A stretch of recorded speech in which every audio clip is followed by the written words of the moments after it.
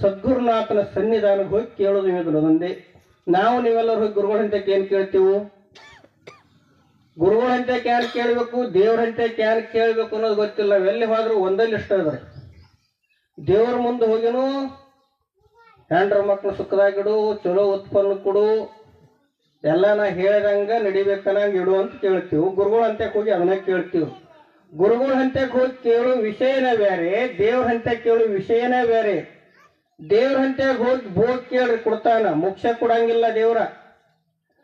ಗುರು ದೇವ್ರಿಗಿಂತಲೂ ಯಾಕೆ ಮಿಗಿಲ ಅಂದ್ರ ಗುರು ಮೋಕ್ಷ ಕೊಡ್ತಾನ, ದೇವ್ರು ಭೋಗ ಕೊಡ್ತಾನ. ಭೋಗ ಬೇಕಾದ್ರೆ ಸಿದ್ಧಾರ್ಥ ಕಾಯಿ ಹೊಡಿ, ಜೀರ್ಣ ನಮಸ್ಕಾರ ಹಾಕು, ಏನಾರು ಹರಕೆ ಹೊಡಿ ನೀವು ಬೇಡಿದ್ ಕೊಡ್ತಾನ.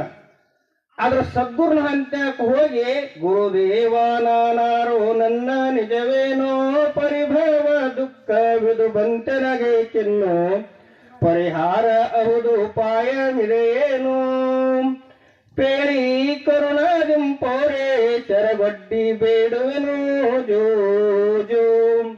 ಸದ್ಗುರುನಾಥನ ಹಂತಕ್ಕೆ ಹೋಗಿ ನಾ ಯಾರು ಅಂತ ಕೇಳು, ನನ್ನ ನಿಜ ಸ್ಥಿತಿ ಏನು ಅಂತ ಕೇಳು, ನನಗೆ ಯಾವ ಕಾರಣದಿಂದ ಸಂಸಾರ ಬಂದು ಒದಗಿತು ಅಂತ ಕೇಳು, ಏನು ಮಾಡಿದ್ರೆ ಈ ಸಂಸಾರದಿಂದ ನಾವು ಕಾಡ್ಯಾಗ ಆಗ್ತನೋ ಅಥವಾ ಕುಲ್ಲ ಆಗ್ತನೋ, ಭೋಬಂಧದಿಂದ ಮುಕ್ತನಾಗಂತನೋ ಅಂತ ಕೇಳು.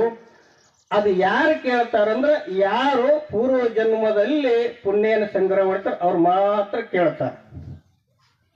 ಅಂತ ಶಿಷ್ಯನನ್ನ ಮೊದಲು ಗುರು ಹುಡುಕಾಡ್ತಿರ್ತಾನೆ. ಎಲ್ಲರಿಗೂ ತತ್ವ ಓದನ್ನ ಮಾಡಂಗಿಲ್ಲ.